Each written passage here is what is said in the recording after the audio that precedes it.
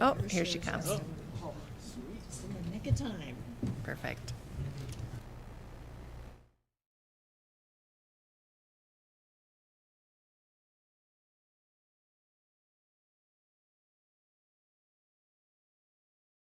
Good morning. Good morning, everyone. I'd like to go ahead and call this meeting to order and welcome everyone to the Coeur d'Alene School District 271 Board Workshop of October 28th, 2022. Would everyone please rise, and together we'll share in the Pledge of Allegiance. I pledge allegiance to the flag of the United States of America and to the republic for which it stands, one nation, under God, indivisible, with liberty and justice for all. I'd like to introduce our participants for this morning. Starting at my far right is Miss Marianne Southwick, Clerk of the Board, Dr. Sean Hawker, Superintendent, Mr. Casey Morrisroe, Vice Chair, Miss Leslie Bierke, Board Member Miss Heather Tenbrink, Board Member Miss Allie Anderton, Board Member, and I'm Rebecca Smith, Board Chair.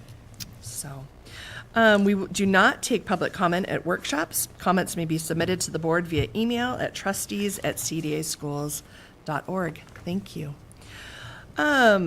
This morning, first of all, do I have an approval of the agenda this morning? So a motion?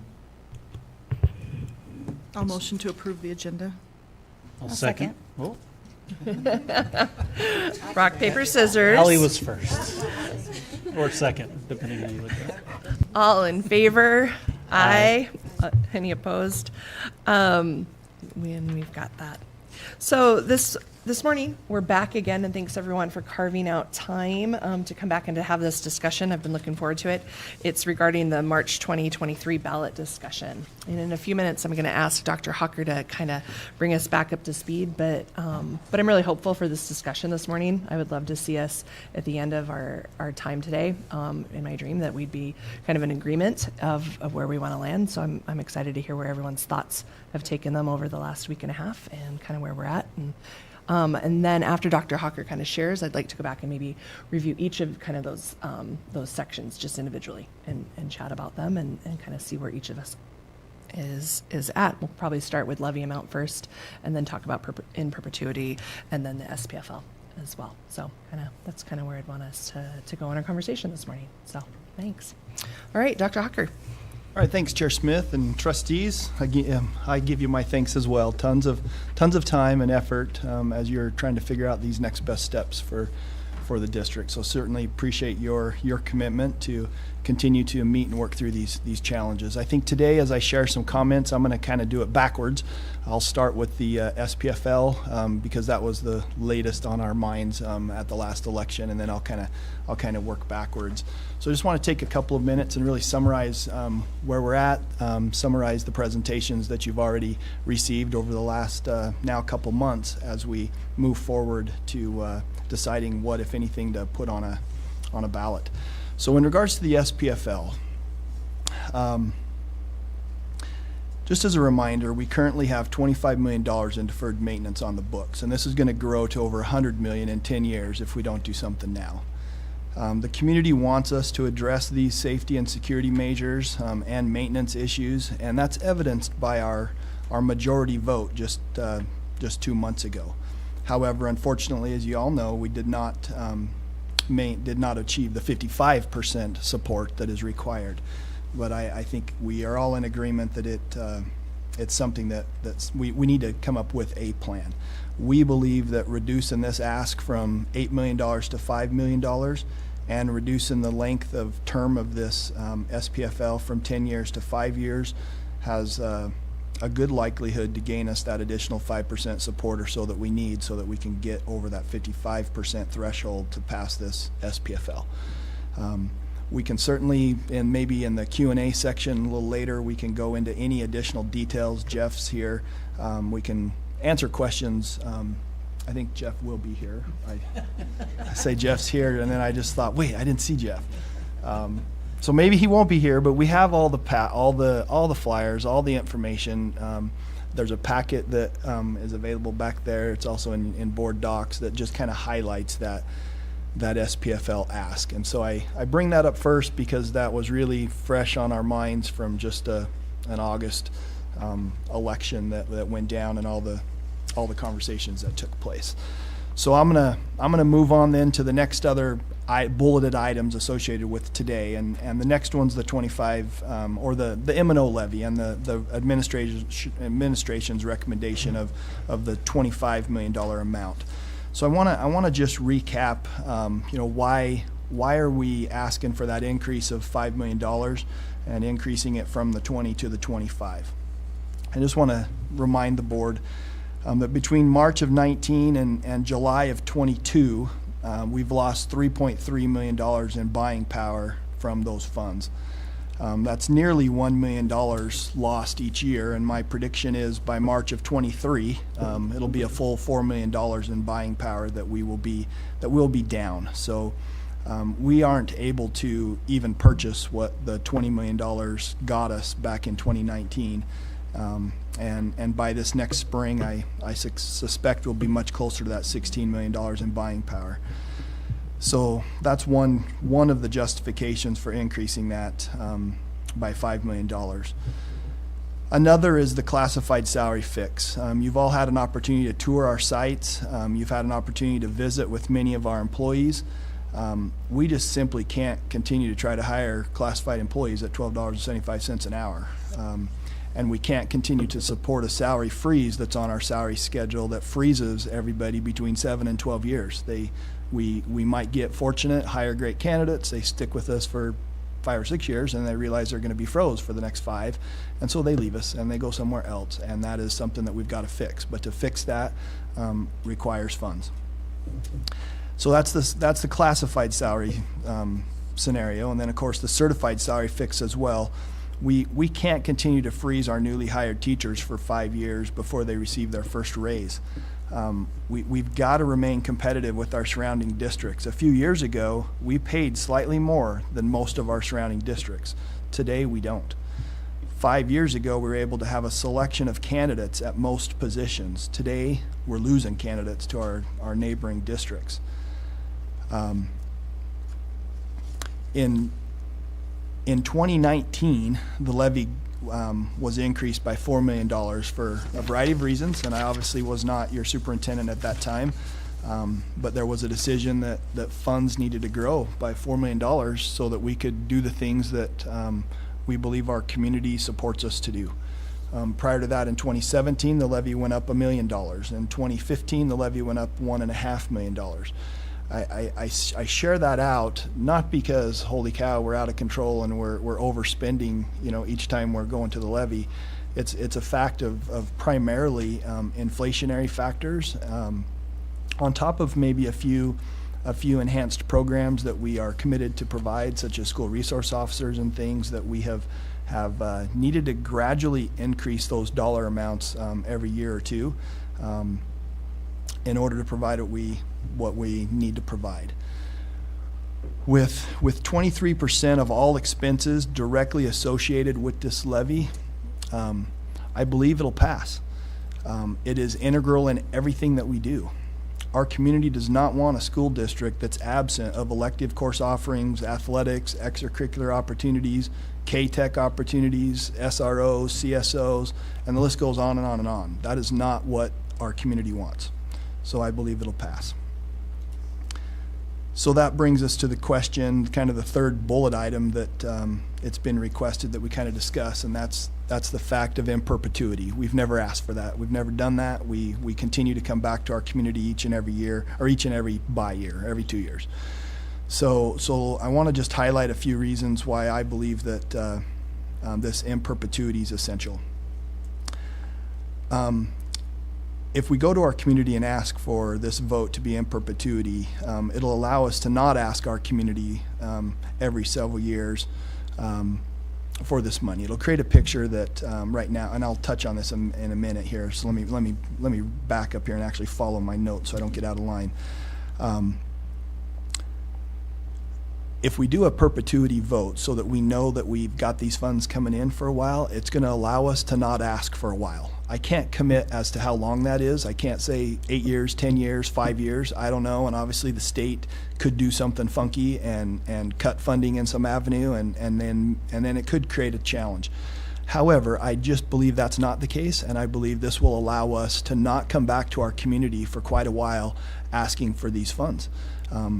I think that's important. I can't promise as to how long. I'd love to be able to tell you 10 years, and my team shares with me it's just too difficult to estimate costs and what inflation's doing in 5 years down the road, let alone 10. But it would be it's our goal and objective to.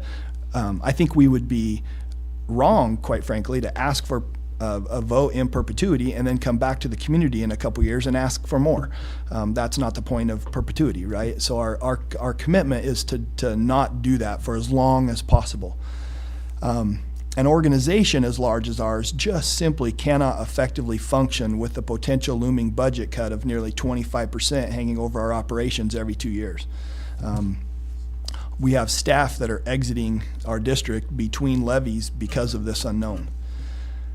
District-wide staff and leadership spends hundreds, if not thousands, of man-hours every 2 years to focus on a passing of a levy instead of focusing on students and helping our students excel.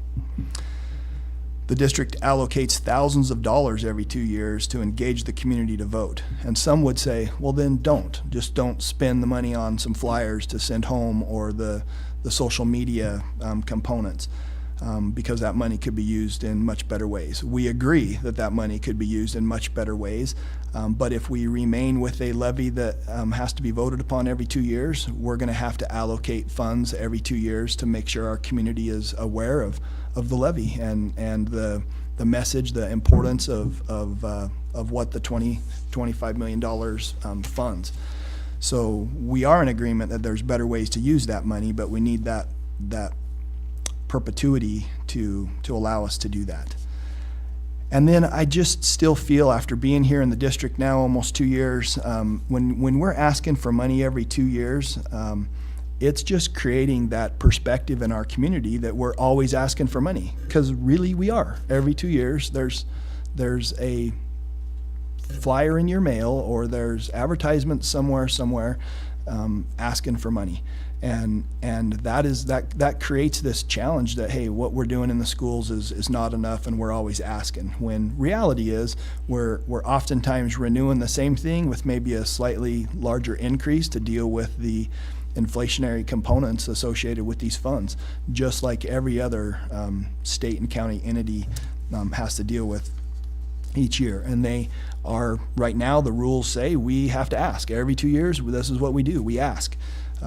Cities and counties can increase by 3% each and every time without having to go back to the community to vote. So it's the rules that they place on school districts, so we have to follow them. I think it'll go a long ways in our community if our community can recognize that when we ask, it's not an essential funding component.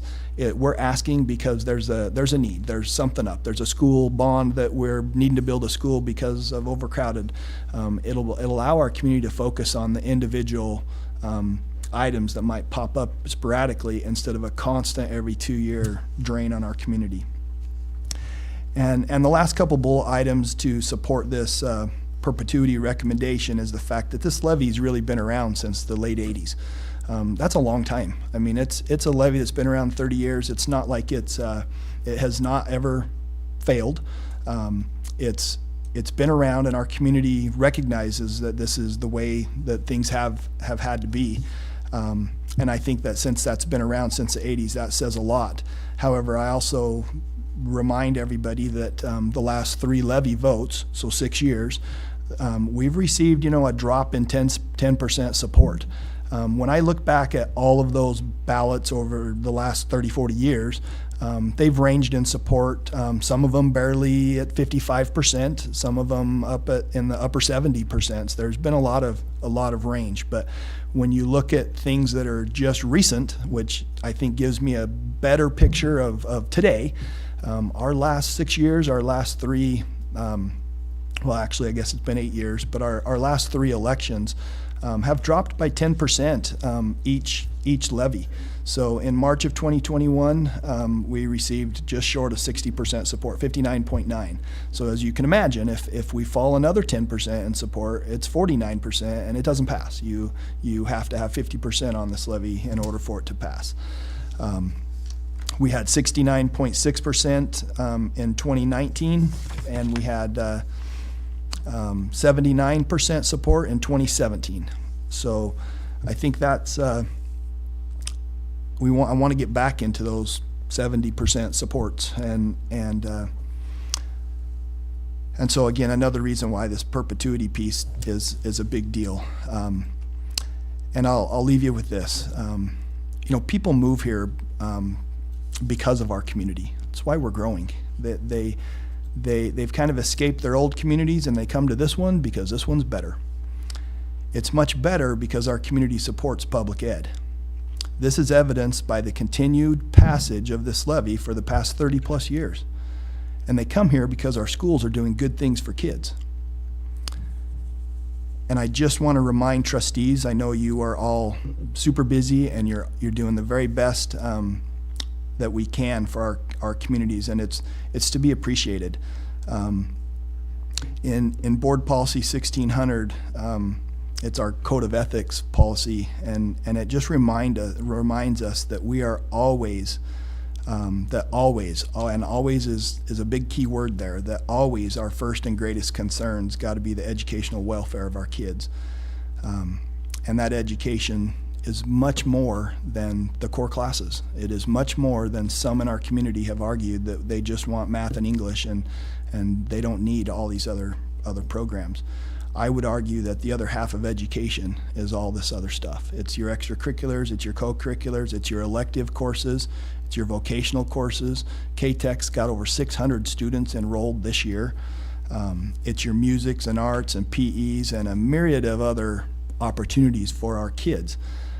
That's what makes our school district a good school district. And without the passage of this levy, all of those things are at risk. Those things I have spent countless hours too looking through. What happens if this happens to be the first year in history that this fails?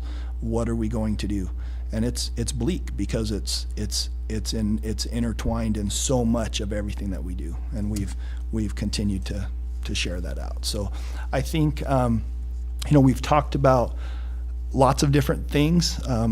We did talk about our community's need for or kind of outreach for making sure that all of our schools are as safe as they can possibly be. And so I know trustees that have been asked by community members, what can we do to perhaps provide some safety avenues in more of our campuses than we currently have, some additional, CSOs or SROs and all that stuff.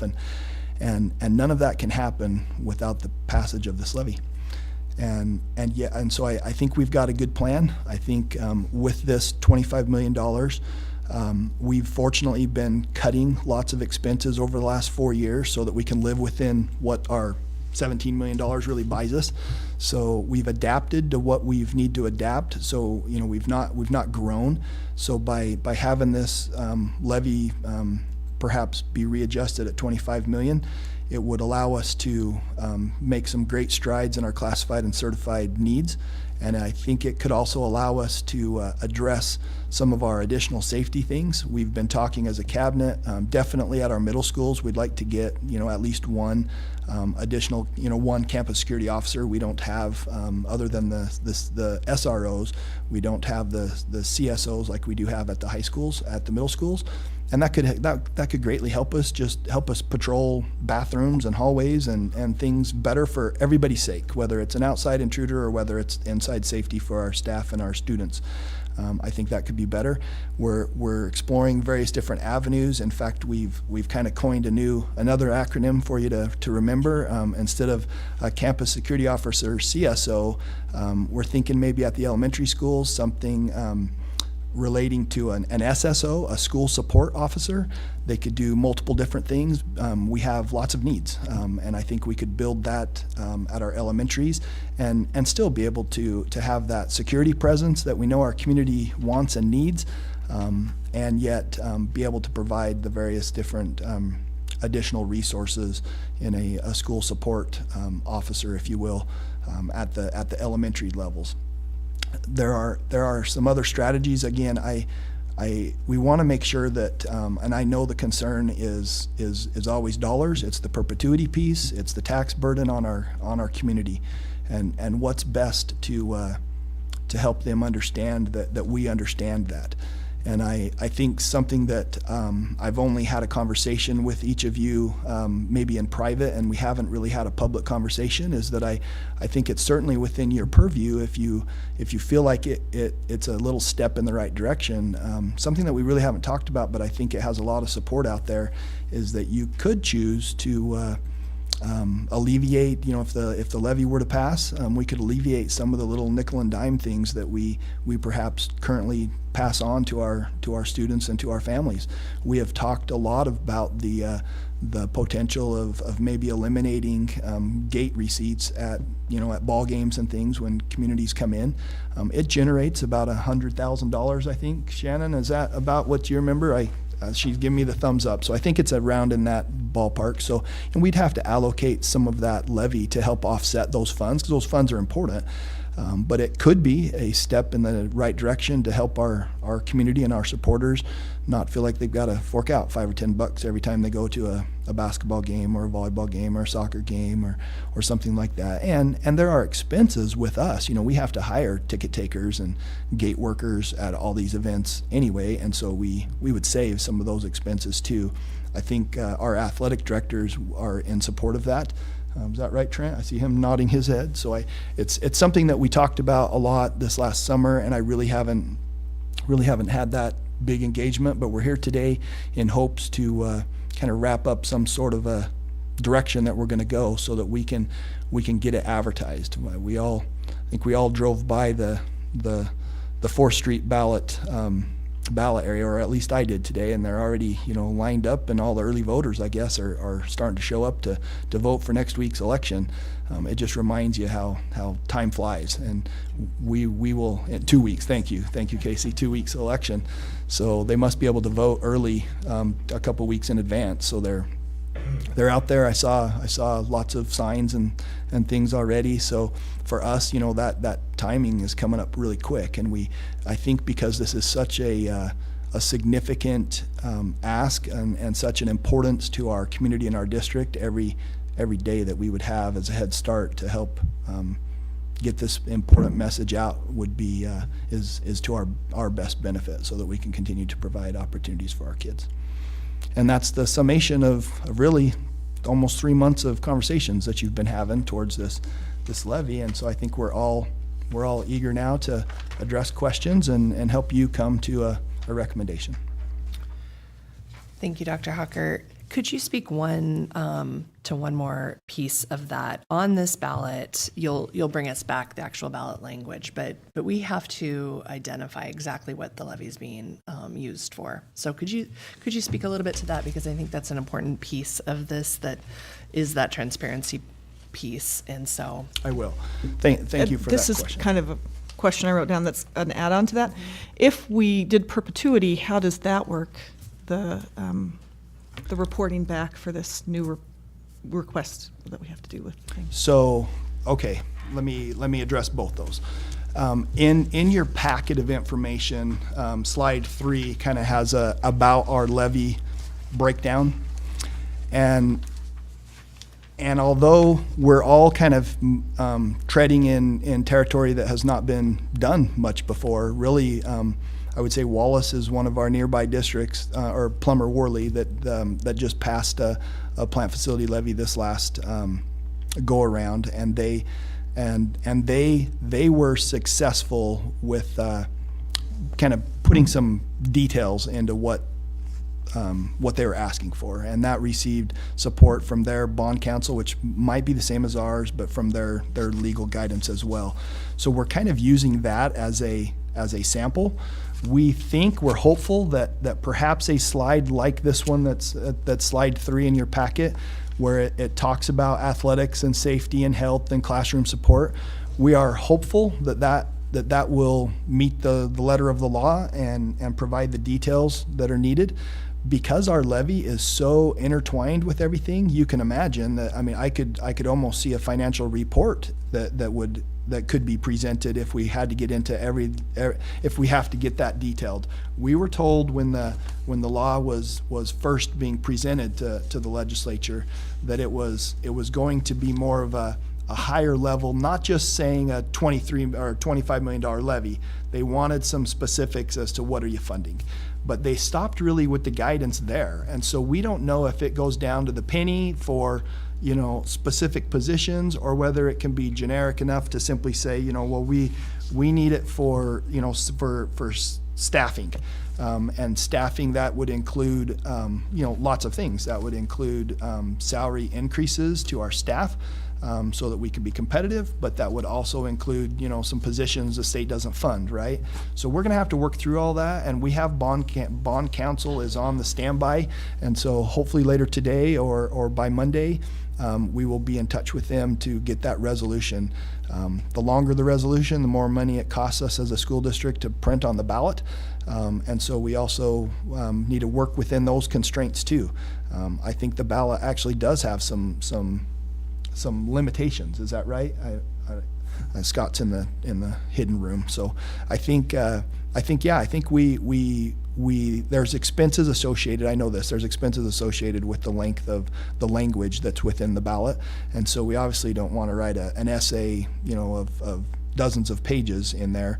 It would be extremely expensive and be extremely burdensome on our voters as well. We've got to find that middle ground where our voters know what they're voting for, and that the law is appeased, and we've met that requirement. In regards to the perpetuity piece, my understanding is, and I can confirm this with our bond counsel, but that once you've asked for a vote and it's been approved in perpetuity, you've been transparent on that election. The community knows what they're voting upon. And then until you were to ask them to vote again, we think we would just re-show to the state what was already approved at this vote. So it would be like essentially maybe let's assume slide 3 works. We think our annual obligation for anything would be nothing more than showing slide 3 moving forward. If you change the vote, or if you do any of that, then you're going to have to be more detailed. But each fall you levy, you'll actually levy the tax, the tax implications, and that's where I believe we have to have this, whatever that ask was, whatever the bond council helps us put together. I believe we just can re-show that. I'm looking out there to see if anybody else has anything they want to add to that, but that's my understanding today. Is there, and I haven't looked at it closely or in a while, but I thought kind of going forward, there was a reporting piece maybe on our finance page on our website or something where we would show that we're spending the money towards those things, but maybe I'm dreaming that. But Shannon, you want to address that? Are you aware of any of that? So I'm not aware of in code, but I think that would be a great practice for us as part of our annual financial to have a reporting page of what the supplemental levy, what the categories that were presented on the ballot versus our actuals. I would have to look into code if we have to give estimated actuals. I'm still a little fuzzy on that, but I think just as, transparency, that would be a great addition to our annual financial statements. All right, thank you, Dr. Hucker. Appreciate that. Any other questions right now for Dr. Hucker? Or let's get into it since we just wrapped up the M&L part. Let's maybe start with the levy and where everyone's thinking. I maybe have one question just real quick. Yeah. I just want to make sure my understanding is correct. So in terms of the maintenance and operations levy, whether it had a perpetuity question attached to that or not, it requires 50% plus 1 for our district. And the SPFL kind of At this amount would still be 55%, is That's that correct? correct, Okay. yes. I have a couple questions on perpetuity, but do we want to discuss amount and, or, okay. Okay, so these are like nitty gritty. This is likely a Shannon deal, but I want to walk through the timing of, so if we do perpetuity, then the board can choose the amount to levy each year. Done when? In November. So in September, we certify our levy amounts to the county. So at that time, we can choose how much we actually want to levy for. And then that would be for, because the budget's done in June, right? So does that Correct. mean, Yeah, it's Okay. done in June with our adopted budget, and then by September, I give those levied amounts to the county. so we would really have to choose an amount in June when we Yes. do the budget? Uh-huh. Okay. Unless during the summer, we worked to kind of amend the budget, just like we did for the SPFL this time around. Okay. And then the other timing piece that comes into this is anything the legislature does in terms of funding. We would know by June? Yeah, we would okay. know hopefully by April sometime exactly what they were going to do during budget adoption. So Okay, so really, during the budget process, we should know if there's been any changes in state funding. We can then decide how much we would need to draw on the levy and decide that as part of the budget process. And then we certify in September, and that's all the same fiscal year? it would be so September would be, we would actually be in that current fiscal year where we would get that funding and stuff. Okay, So so for it- like so it June, would- it's preparing for the next year. Okay, so it works out that all these pieces work together for the same fiscal year? Yes. Okay, that's what I was, okay, thank you.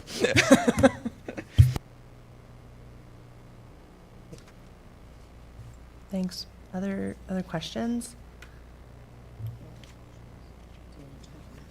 Yeah, let's start with amounts and kind of what the sense is and where people are kind of at with that. You want to start? That'd be Sure, great. why not? Sure. Start. Give us a starting point and then we'll work from there. So together. this is what I'm thinking. We have 40-year high inflation rates, gas prices that are out of control, food prices that are out of control. And while I wish there was an infinite pot of money, all of us are being asked to do more with less. So I would be more comfortable with asking the community for less than the 25. I know it's not a huge difference between 25 and 23 or even staying at 20, but I'm not comfortable with the 25. That's where I'm at with that. And perpetuity, I'm not comfortable at all asking. We have about 40 taxing districts in this county. I've heard from many people in my zone that appreciate having a voice and a choice. And if we put this in a perpetuity, they no longer have a choice, because the other taxing districts don't ask, like you had mentioned earlier. So for me, perpetuity is a no.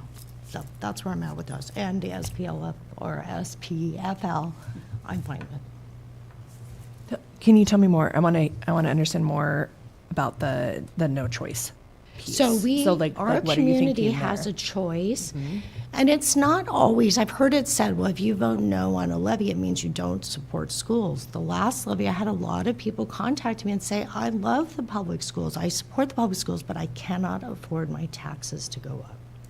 So it's not always that they don't support us, it's just that they can't afford it. And I think we have to be really mindful that everybody is having to make tough choices right now. So I think it's important that we as a district, even though I want all these great things, that we're all kind of struggling together right now. And we don't know where this economy is going to take us. So I just think we need to be mindful of everybody's struggle and having to do a lot less or more with less money, because our dollar's being stretched so thin. So that's where my brain is. Yeah, and could you, just because I really want to understand, so in perpetuity is not even on the table for you at all, like not even, Nope. if. Not at this time. If some of the rest of us were really in for that, is there a way to meet in the middle there at all, or more? What would the middle look Well, like? I'm not sure what the middle is, but Over the middle. I mean, it's like either I yes guess or I'm no. shooting for that dream. I'm just wondering, Or- where do we come? Because I would love to see us walk out of here just in real agreement there. And Yeah. so, Well, for you know. me, I mean, I'm pretty transparent and I'm open. So instead of you having to come back ask me in a few minutes, I'll just tell you everything now. Yeah, So, great. and I'm happy to answer whatever questions, but that's where I'm at now. Okay. And I don't know what in the middle would Yeah, look like. I don't know. So, So, okay. okay, That's- thanks. Thanks for putting it out there and thanks for getting us started. There we go. I'd have to say that I agree with Leslie on a lot of that. A lot of people in our community right now are having to make very uncomfortable budget cuts for their families, and for those same people, they would like to see us make some uncomfortable choices as well, even though they do support our schools and our community. And as far as the in perpetuity piece, right now, I would not be in favor of that. There's a lot that can change over the next couple of years, and that may change the way that people feel about this levy in the next couple of years. Maybe they would want to go for more if our economy is changing for the better at that point in time. But I think at this point in time, everyone's scared to see that go for such a long period of time and not have a choice in changing it along the way. So. Do you have an amount in mind of where it begins to become comfortable for you? I think if we can tighten up some and not go with perpetuity, that I think the 23.5 would be an acceptable amount to be asking for.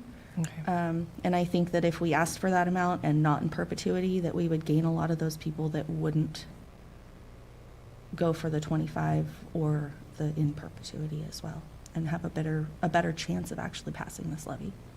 Okay. So, Great. and on the other. Yeah, tell us about the SPFL, where you at with that? I'm okay with that. I'm okay. I think it's a lot better ask than the 8 million for 10. I think we did good with trying to rein that in. Okay, great, thanks.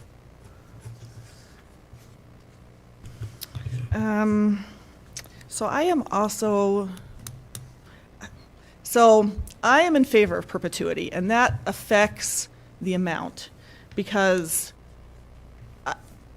I would prefer to ask 23.5 or 23 this year, but if we're doing perpetuity, then having the 25 approved gives us more flexibility in the future. So I would prefer to ask perpetuity. And for that reason, I think I lean towards the 25, but I would actually kind of like to commit to our community that we're not going to draw the full 25 this next year at least, because we do have all these, everybody has all these issues that they're dealing with in their own personal budgets. So that's where I am on that. I think, I mean, the fact of the matter is, 2 years from now, we're not, unless a lot changes with state funding, we're not going to come back to our community and say, we don't need this levy anymore. And so I feel like asking in perpetuity is just being honest with them about, this is the situation. And if the state funding does drastically change, then the board has the ability to change the amount we draw from this levy, and our community elects the board, and that can be an issue that they elect on if the state funding does change such that makes sense. And the SPFL, I think we really do have issues with some maintenance issues that need to be addressed, and this gives us some money to start working on those without being as big of an ask, which didn't pass. So I think a smaller ask is I'm good with that as well. Strange spot. All right, thanks. I'll go next. And I'm going to go maybe the opposite direction as far as, I'm going to start with SPFL because I think I'm in agreement with the recommendation. We have needs in our district, and I think it was the first day of school this year, and AC went out at Coeur d'Alene High School, which that's already in the works to replace that. But I think I heard Fernand also was without AC or something, and this was maybe in all my years here, one of the nicest falls I remember. And it certainly, we had complaints about the ventilation and what was going on in our buildings. So we do have needs. I think this is reined in from what we asked before. I still think as we roll forward with this, which it sounds like we're going to with this ask, that we need to be a little more specific in our communication, at least with the first couple of years, what we plan to, or how we plan to spend this money and what we're going to address. I think that was something I heard pretty consistently, is kind of this, unbudgeted blank check that people were being asked to write us for $80 million. And you're going to fix things, but there was a lot more than $80 million on that list, right? So what are we really going to address? At least in the first couple of years, I think will be important to address. So I support asking for the SPFL. And I know I've had some people ask me, do you think does this take away from the M&O, or does this cause you heartburn asking two questions at the same time? And, I guess I would say the M&O causes me heartburn every time we ask for it, because it's so integral in our district. And if it failed, I don't even like to think about what we'd look like if the levy were to fail, the M&O levy. If the SPFL fails, it's kind of what the district's always done. They kick the can, they figure out a way to do the bare necessities and scrape things together and run on 40-year-old equipment and all those sorts of things. So I don't have concerns. Run them together. I think it actually makes more sense. Kind of what Dr. Hawker was talking about, there is a perception, and in some ways it is a reality. We do constantly ask, because that's the way the state law is set up. We ask every 2 years. Ali, you talked about the 40 or so taxing districts in the state, or in our community. And it's true, we're the only one of them who doesn't, increase taxes on a perpetual basis. Every other taxing entity does. We are the ones who don't, although we have that ability by asking for it in perpetuity. So SPFL, I'm on board. Well, we can increase it if we ask for it in perpetuity. Like, they would approve an amount, we still can't increase that amount. Right. Yeah. Which is different than some of the taxing districts, right? And I think the cities and those so forth, they get to go 3%, but a fire district, I think they can do a little bit of both. They can do a fixed amount and a 3% on their base, or not my job. On the amount, I don't know, I've conflicted. 2 weeks ago or whenever that was that we met, I've talked about, geez, I think I'd like to see us rein this in a little bit and maybe be at that $23.5 dollars. And I could support that.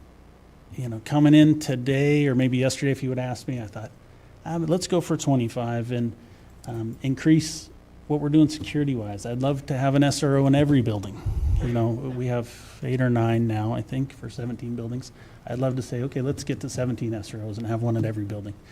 Because I think that enhances our safety drastically. I know the city and probably the county have told us, look, we're having a hard enough time filling these positions. We can't find 8 more officers. I think the city had 11 or 14 openings right now that they've had for multiple months. So they're not going to fill those positions.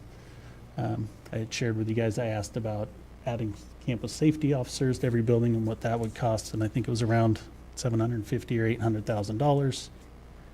Yesterday I thought, okay, I'm going to go in and say, let's go 25, but let's commit to put a safety officer at every building. And I would support that, although I don't know, I'm concerned, is that the best use of that money? And are we going to be paying someone to stand around a lot? Especially at an elementary, is kind of my concern with that, I guess. Or at a middle school where we have an SRO that's really anchored in there for 600 or 700 kids. So I'm a little, I guess, flexible on the amount. I could go 23.5. I could be convinced to 25.5 or 25. I think when we talk about education and when you look back at your own history, there's kind of, one strong anchor, I guess, is you think of those teachers you were fond of that had the biggest impact on you. And that's what I worry about us losing. We look this year, we have 90 new teachers out of 550. We had 50, 60 the year before. we've changed almost 25% of our teaching staff in 2 years. And if, we have a lot of great teachers and we need to keep them. We have a lot of great classified staff that, like Sean said, $12.75, it doesn't cut it. I run my own business. We've increased wages, 30, 40, 50% over the last 2 years, because that's what the market requires now. And we are just not competitive, and we see that's why we have 60, 70, 80 openings. So, I think we've got to take care of our people. I think we've got to balance that with our citizens. I look at my property taxes because of the growth in the community, all the new construction, those sorts of things. I went back and looked at my last 3 years. My school district portion of my taxes has decreased 3 years in a row. Not by much. It's been by pennies sometimes, or by a few dollars here and there. Even though my assessment's gone the opposite, right? It's gone up, like all of us, double in 3 or 4 years almost. So,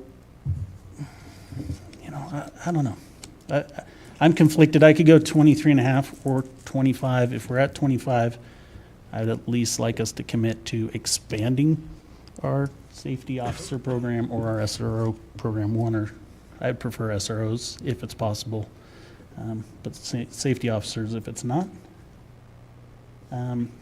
Perpetuity, my biggest concern there, I guess, is support, and I just don't have a good gauge, I guess, of how many people would be in favor of it and how many aren't.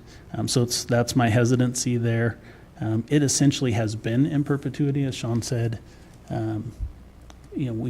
It's been a levy on the books for 30 plus years, and it's been supported by our community for 30 plus years. I think I support asking for perpetuity at this point.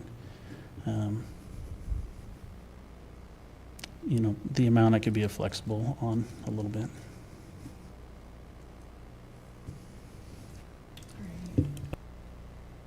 Any questions, I guess, for Trustee Morrisroe on that at all? I guess my concern with the in perpetuity, Casey, with that part is that we do keep dropping that 10% each time. And this may be that thing that does kick us under to where we don't pass at all. And that's going to be catastrophic for our district. So I feel like if we do make that extra ask, that we may end up dropping below that and losing that completely. And I would agree that, that would be part of my hesitancy, right? Is just the risk of it. I think, as I view my role up here, my role is to look at our district, first and foremost, to look at the kids and what do our students need and to advocate for those students. Certainly taxpayers are part of our responsibility and our consideration, but for me, the number one is the student. I think for all of us, I know it is. And so it's our job, or my job, to advocate for what we need. And that may not be what the community supports, but it's still a need, right? Just like the buildings, we know we need to fix them, but we didn't have the support. We've come back with a little different ask. And so I think I would advocate that we ask for perpetuity. If it doesn't pass, then we regroup like we did on the SPFL, and we're going to have to ask for something different. I do not think our community is going to support just like, oh, it failed, strike $20 million from your books and, eliminate all these programs. They're going to want us to come back with something different if it fails. So.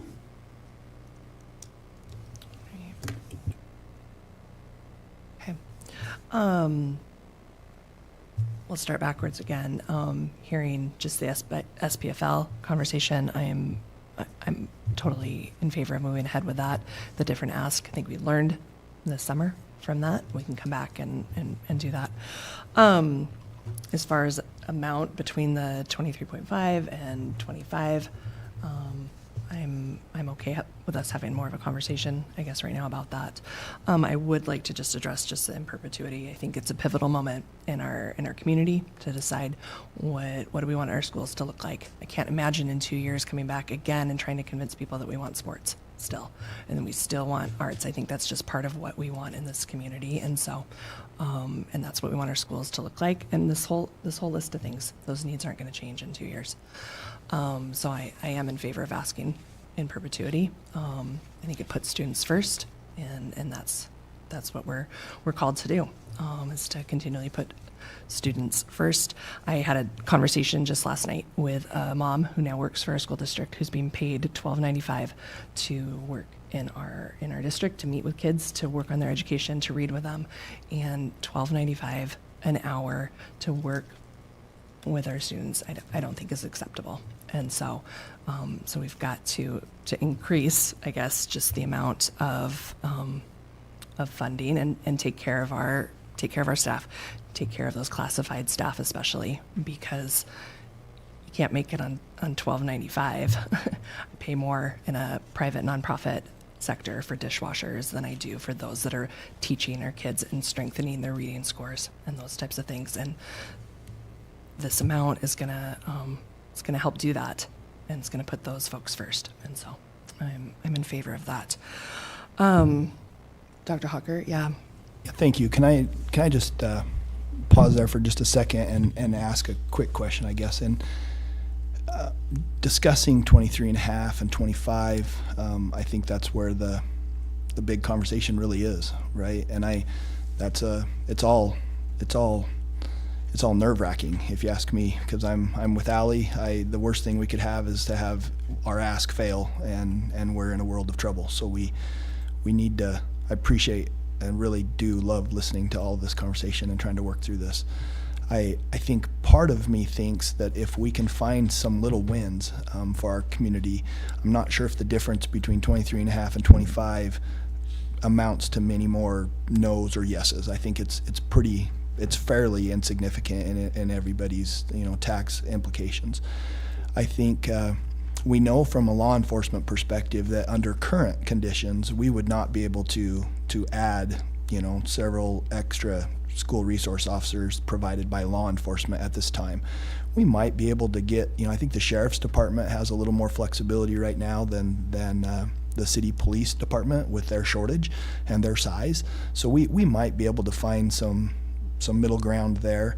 I also think we have stumbled across, and it's early in the conversations, but we've stumbled across an avenue where we can enhance our opportunities through that school, through the school support officers, SSOs, where we've been talking about the same thing, Casey, that you mentioned, that as a security officer at elementary school, is that a job that anybody's going to even want? Is it boring? I mean, what are they going to do all day? The campus is not that large, and at elementary levels, you don't have a ton of people coming and going all the time. So, one would think it could be a challenging position to keep filled, even because of the job satisfaction itself. But through various conversations with cabinet members and definitely our assistant superintendent over elementary schools, it's evident that we have assistant principals in all of our elementary schools, and those elementary school assistant principals are as busy as everybody else, doing all kinds of different things. We have a lot of elementary schools that only have one office person, 1.5 office people in kind of the front office, and so there's portions of their day where they're down to one, and as well as I do how that works. Anytime somebody comes into a school, it takes the obligations away from that one, and now you've kind of got a little bottleneck. We think there could be some avenues, if we had the funds, we could address some of this school support officer perspective, some realignment of some responsibilities. It wouldn't be it would probably be an expense between a CSO and an SRO, but we think we can come up with some avenues to share out with our community, that now we would have we'd have the resources, whether that is through this support officer. Maybe that person's taken some things off the plates of the office personnel and the assistant principal, and the assistant principal becomes more of the active patrol the doors, multiple times a day, and all of that stuff that many of them do anyway. But to help help enhance our safety security components there.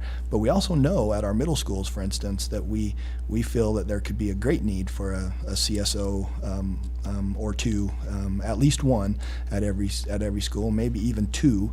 But I think we certainly could start with one, just because of the size of those schools and the number of kids in those schools, and the more people we can put on campus, in and outside the school, around the facility, the safer we will be, safer for our kids as well, in all components, not just from the outside threat, but also from the inside. Sometimes things happen in bathrooms that we wish they wouldn't, and so having more people being able to patrol that and deal with that could be a good thing. And then I think the conversation that we were having about maybe eliminating ticket sales, it's certainly up to you.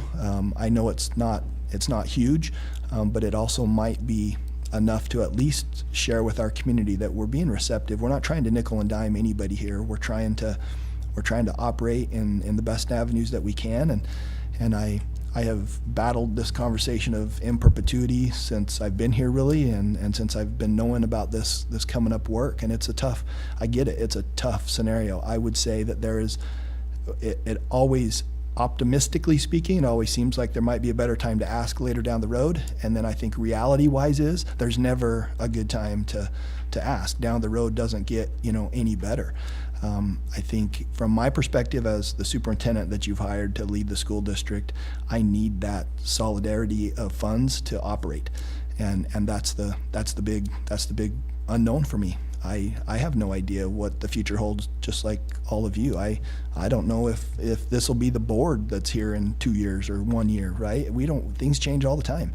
And so based on that, all I can do is try my best to create some consistencies in our operational functions so that we can provide the best opportunities for our kids. And that's why I feel like there's so much at stake with this. This is the one time to ask, and then I hope we don't have to come back and do a quick run again in May because it failed. But if it did fail, I think that would be that's our one big thing right there. Just take that off the docket for the May election if that's the deciding factor. But I've done as much polling as I can with our community in very private ways, right? No surveys or anything, but I feel like they all realize that this has been in perpetuity for 30 years anyway, and so we could help change that culture in our community, thinking that we're constantly always asking, and that goes a long ways. It's a pivotal moment It is. in our community to decide what our schools are going to continue to look like, or what they could look like. So,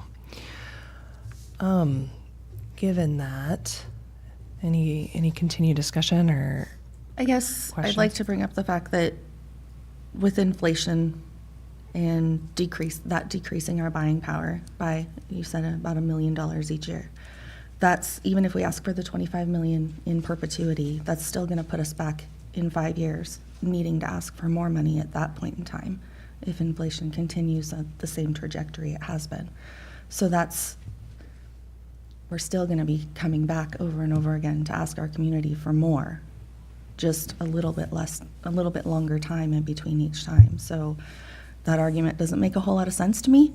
And I think that it would make a lot more sense to let our community make that decision each time that we need to ask. I would be more easily convinced to go for 25,000 or the 25 million than to go in perpetuity. I do believe that our teachers and our students need to be taken care of. I do see the need for the funds. I definitely agree with Casey on if we can take part of that 25 million and put it towards more security in our schools. That is definitely something our community is asking for. But I'm hearing a lot of pushback on the perpetuity, and I think that we need to continue to give our community that option, especially if we're just going to be coming back in 5 years and asking for more again anyway.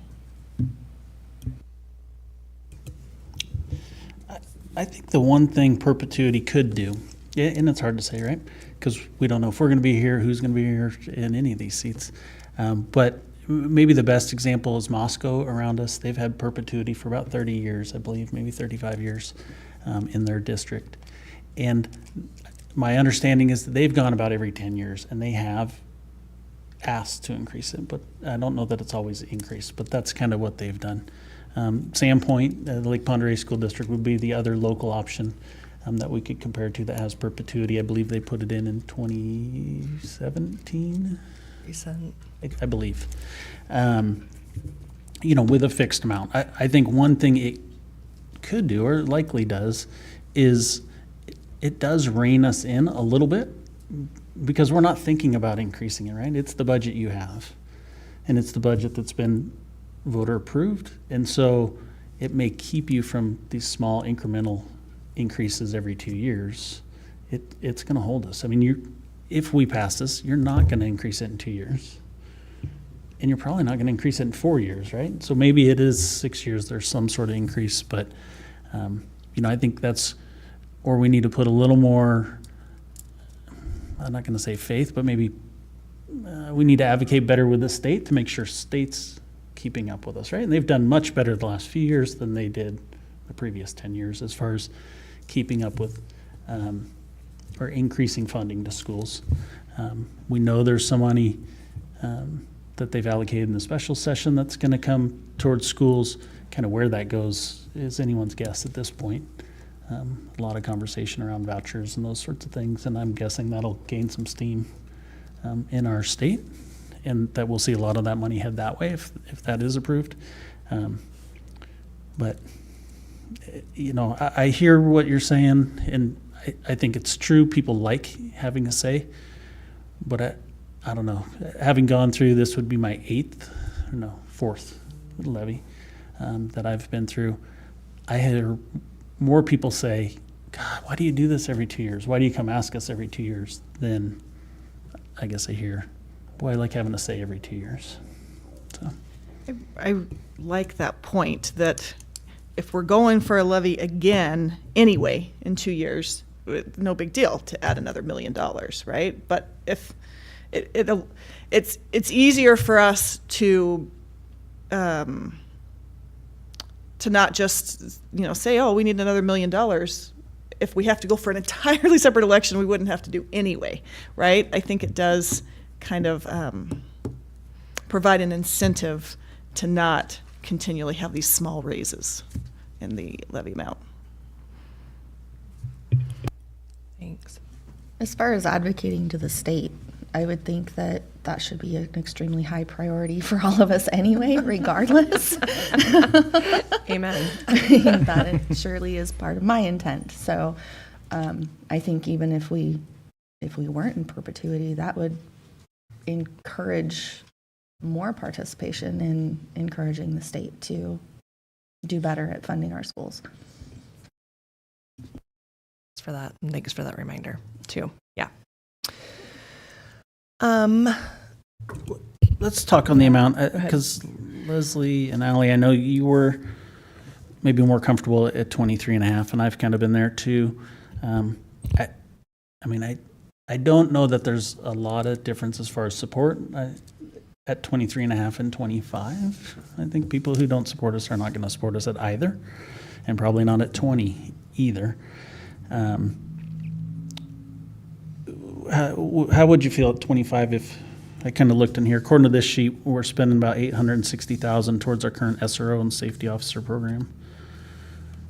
But if we went to 25 and we said, okay, we're going to dedicate, I don't know, 500,000, 700,000, something in additional, of this 5 million in new money, we're going to allocate towards increasing the SRO and campus safety officer program. I'd rather keep it maybe generic like that, so it's one or the other. I think we would probably all prefer SROs if that were the option.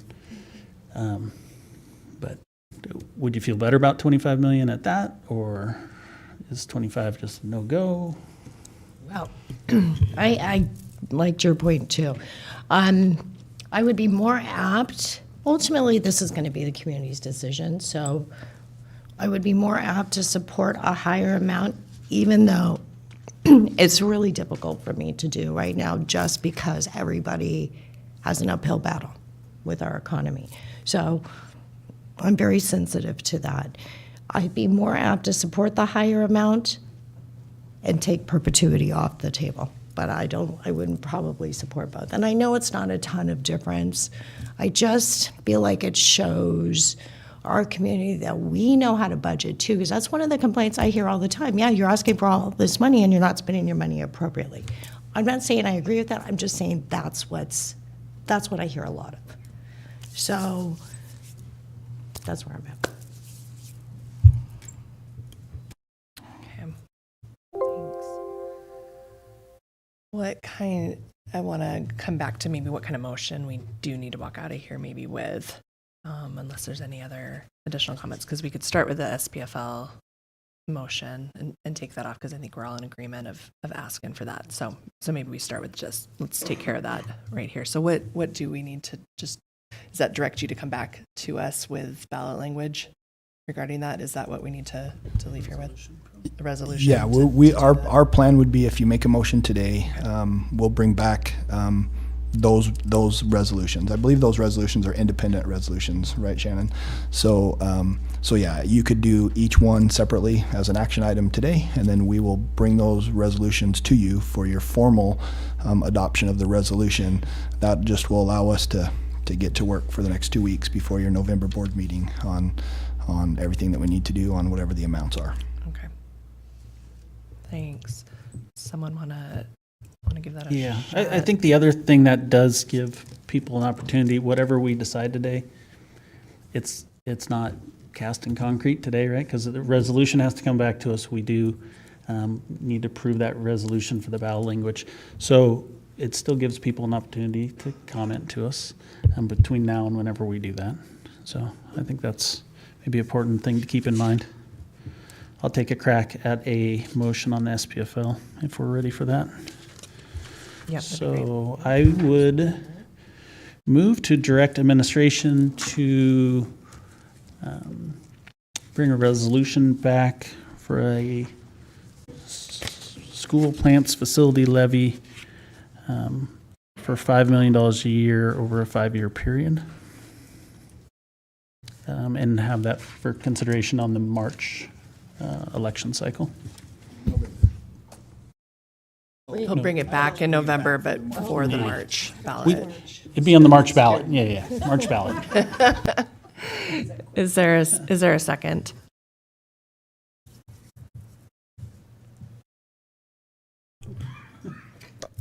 I'll second. Any further discussion on that? All in favor? Aye. Aye. Any opposed? All right, so administration will do that. Any for next section regarding the MNO? Does anyone want to take a crack at that? As far as a resolution today, as far as a motion today? Are we going to do that in two questions, the perpetuity and the amount? Because it really is two issues. We can do it whatever we need to. I'd be in favor of just it's one, and The resolution will be termed in one. So I think whatever action you'd like to propose, either it's in perpetuity for a certain dollar amount or it's not in perpetuity for a certain dollar amount, and just do one of those so that we can have the bond council put that resolution. It'll be one resolution together to bring back to you as well at your November 7th board meeting. Okay. and All right. Well, I'm just trying to figure out how to vote because I'm for one thing and not for another. So if it's not in two separate things, that makes that a little more challenging. So, If I may suggest, if the board's choice is to make a recommendation for some sort of an SPF, or excuse me, some M&O levy that's not in perpetuity, just leave the in perpetuity comment out of the action item. That's how that would be addressed. In order to specifically include perpetuity in the motion, you'd want to make sure you include that specific word in that motion. Is it possible to have two motions, one proposing a levy of a certain amount, and then a second motion adding the words in perpetuity to the resolution.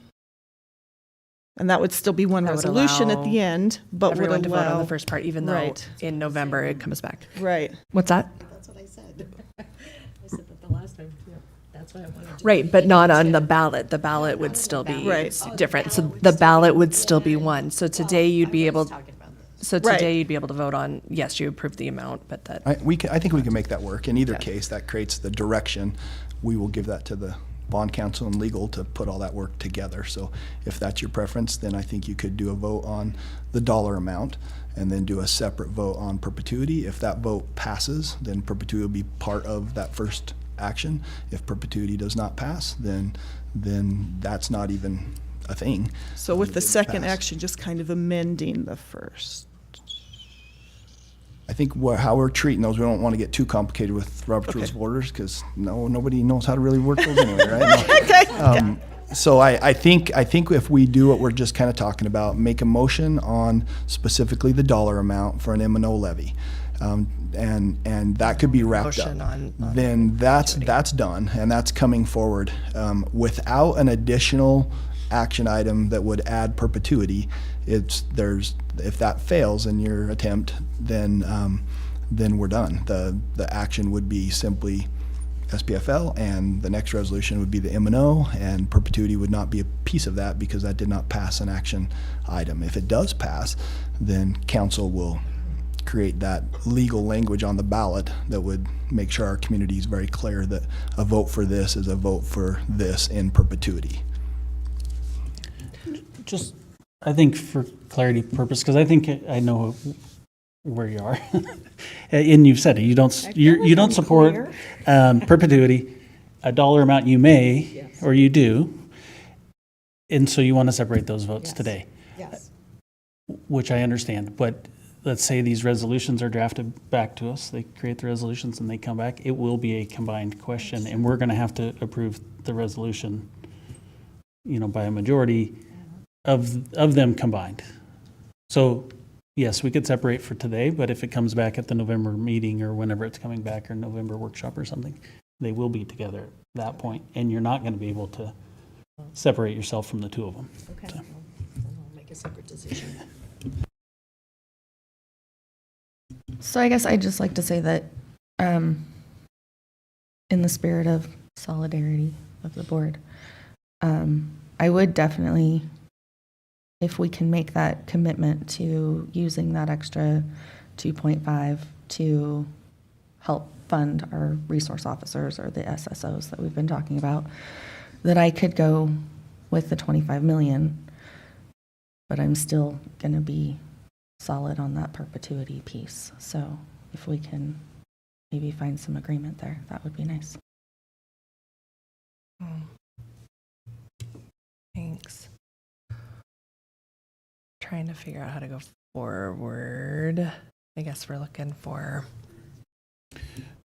Ally, would you want that official? It's in a motion that we're committing additional funds to the SRO campus security program. Yeah, I would.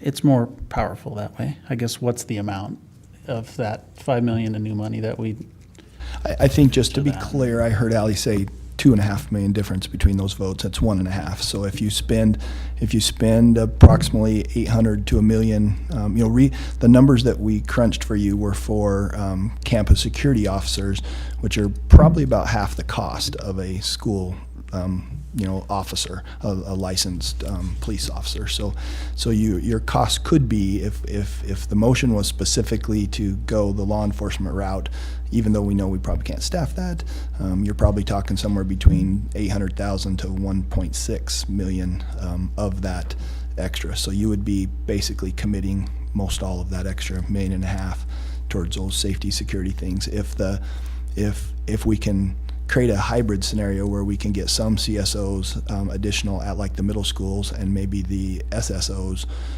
at the elementary schools, I think that can also, that could be a great avenue, but the SSOs is something that we don't have right now. We don't have a good, I don't have a job description to share with you of what that would entail. It's just been in conversations that we think we could create a win-win to help our schools, help our families at the elementary school level. It's a lot of family support, a lot of avenues for parent outreach and things like that. And so we just think that we could maybe combine some of those needs with a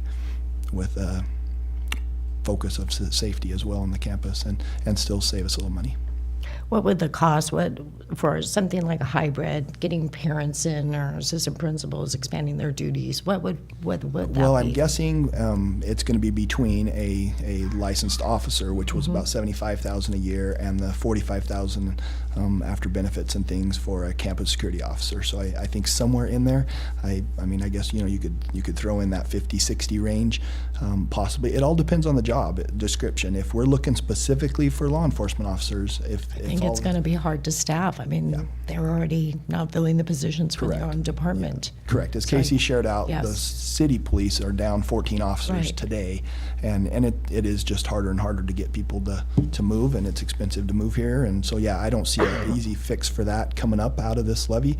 But I think if there was some flexibility, the CSOs we have been able to staff, and so I think that's a plus. And then I think what we just don't want is to create a position that is viewed by our community as not necessary, right? I think that people would think that that's a waste of money, and we know that safety is obviously on everybody's mind, including our community. So definitely that should be a component of a job. But we have been brainstorming that we think there might be a good mix, and kind of came up with that term of a school support officer to do some various different duties, and we think that job might be in that price range. I thought I specifically did include SSOs in my Okay. comment before, so a hybrid of that would be acceptable for me. And so you would, I mean, either way, you'll take that language and work on that, and so that we're really clear by the time it was maybe on the ballot even, and that type of thing, so. Again, as Shannon has shared out with us as well, the actual resolution, we have to detail out some things. So, I'm hopeful that we can include statements like, school safety, and where we cover SSOs and SROs.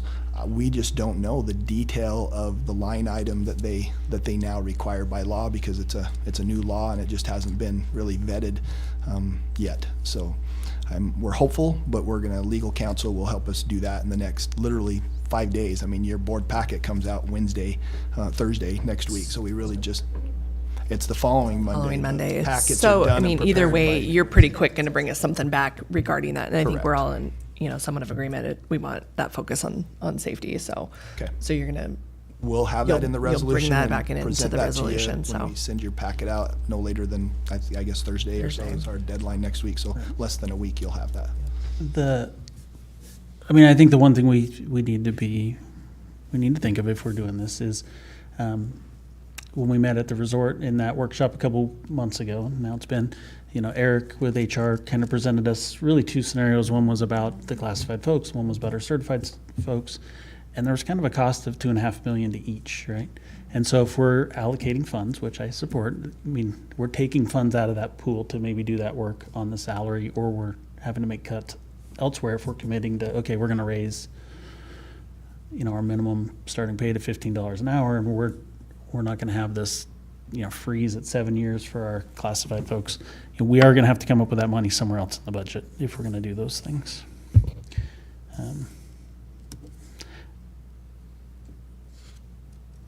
So just, I guess, pointing that out. If we were going to put something in there, I think it makes sense to put it in the motion if that's what we want to do. Do we want to allocate 500,000 additional, 700,000 additional? Does anyone have a? Well, that's what I was I mean, asking, cost. right. Can we Right. guesstimate? We had an estimate if we were going to add a If you're going to campus safety person to every officer. So it's going to be less than that. Right, it was 800-ish, right? With benefits and taxes and all that kind of stuff. We're spending 860 currently. I believe that's funding for CSOs and 7 or 8 SROs, I mean, but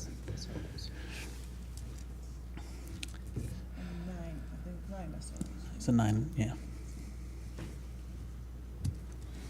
I think one approach, so what I'm hearing, the resolution itself has to be relatively detailed, and we're working on that.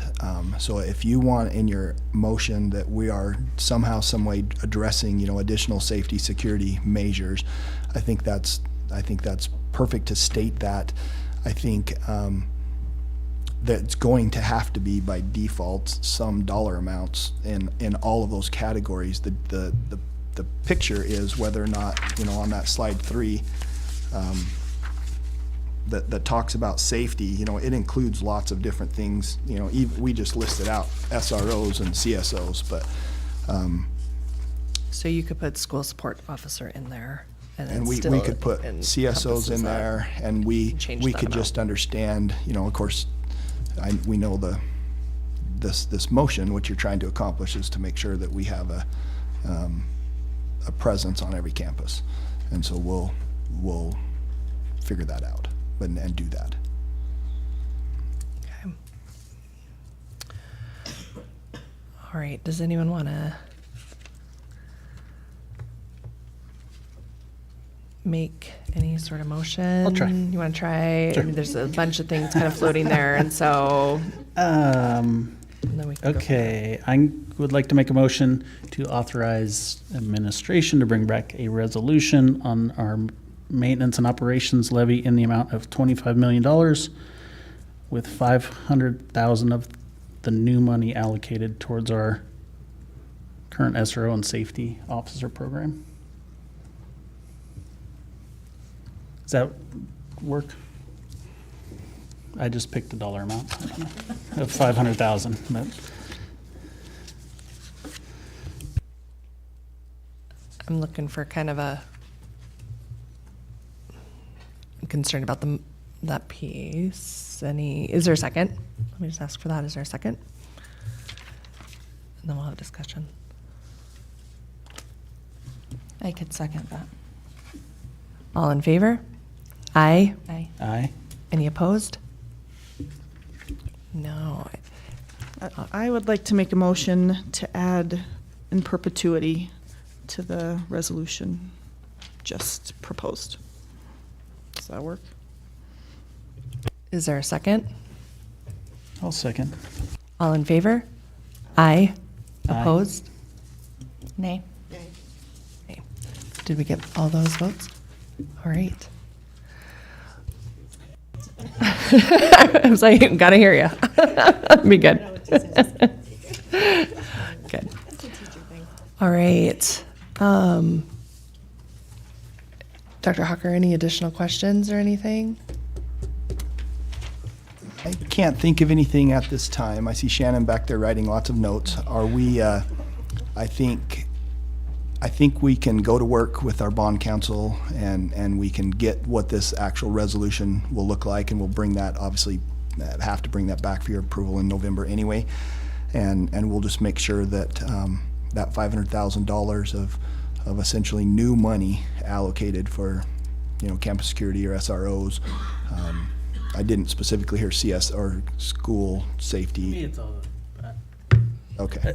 To me, it's part of the if it's part of the safety program. Okay, if it's I part of the think safety, that's- then we could make that presentation. And what do you mean by new money? It's part of the pot. Part of the new $5 million ask. Oh, okay. Yes. All right. Thanks, Leslie. Sure.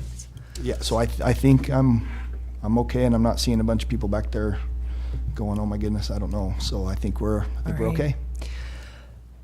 Well, let's adjourn, and thank you, everyone. Thanks for your work. Appreciate everybody's comments, Did you get it? opinions, and nice work today, really. Thanks. All right, meeting adjourned.